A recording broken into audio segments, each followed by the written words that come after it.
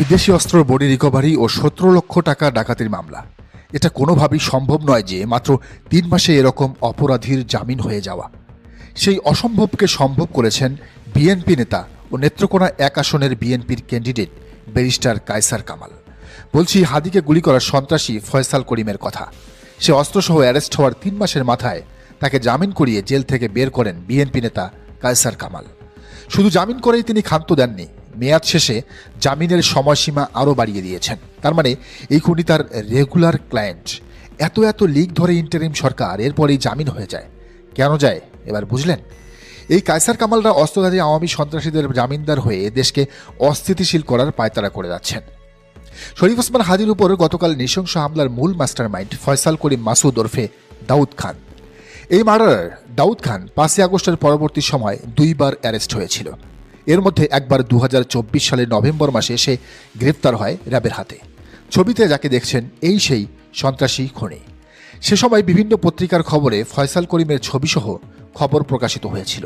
তথ্য বলছে, রাজধানীর মোহাম্মদপুরের আদাবর এলাকায় একটি অফিসে ঢুকে অস্ত্রের মুখে ১৭ লাখ টাকা লুট ও ডাকাতির মামলায় প্রধান আসামি হিসেবে তাকে গ্রেফতার করেছিল র্যাপিড অ্যাকশন ব্যাটালিয়ন র্যাব। কিন্তু মাত্র ৩ মাসেই তার জামিন হয়ে গেছে। এই ভয়াবহ গডফাদারকে আইনি সহযোগিতা দিয়েছে কারা? ৩ মাসের আলটিমেটামে ওর জামিন করিয়ে আনতে পারে এমন আইনজীবী কে?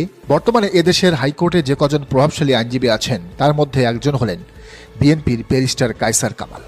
বলা চলে যার পকেটেই এখন বাংলাদেশের কোর্ট কাছারি, যাকে বিএনপির লোকেরা বর্তমানে বাংলাদেশের আইনাঙ্গনের লিওনেল মেসিও বলে থাকে। কারণ তিনি আর কেউ নন, খোদ বিএনপির কেন্দ্রীয় কমিটির আইন বিষয়ক সম্পাদক।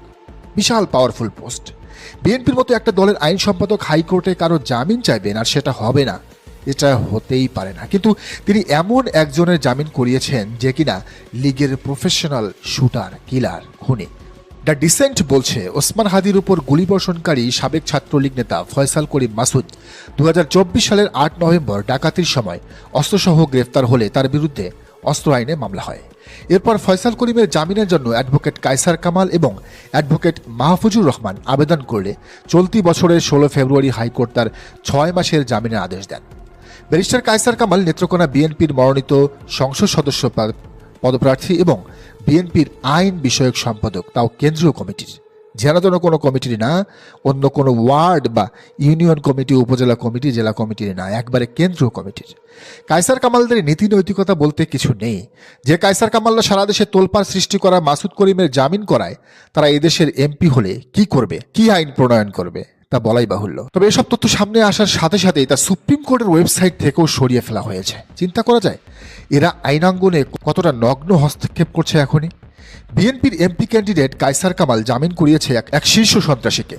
বিএনপির মনোনীত আসিফ নজরুলের বিচার বিভাগ জামিন দিয়েছে। তবুও আমাদের বিএনপিকে দায় মুক্তি দিয়ে যেতে হবে। তবু বলতে হবে বিএনপি আমাদের লাগবে, তাদের কোনো দোষ নাই, তারা নিষ্পাপ। ভারতকে ঠেকানোর জন্য হলেও বিএনপির সব দোষ মাফ, ৭ গুণ মাফ। এই মাসুদের জামিনের ৬ মাস মেয়াদ শেষ হওয়ার পর চলতি বছরের ১২ আগস্ট জামিনের সময়সীমা বৃদ্ধির জন্য পুনরায় আবেদন করেন বিএনপির কায়সার কামাল। নতুন করে ১ বছরের জন্য জামিন করা হয় তার আদালতে।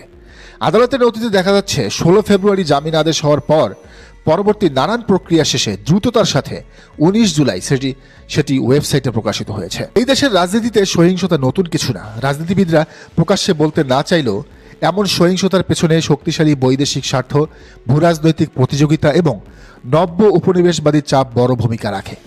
দেশের উপর বিভিন্ন পরাশক্তির দখলদারিত্ব এবং স্বার্থে টানাপোড়েন অস্বীকার করা রাজনৈতিক অপরিপক্কতা ছাড়া আর কিছুই নয়।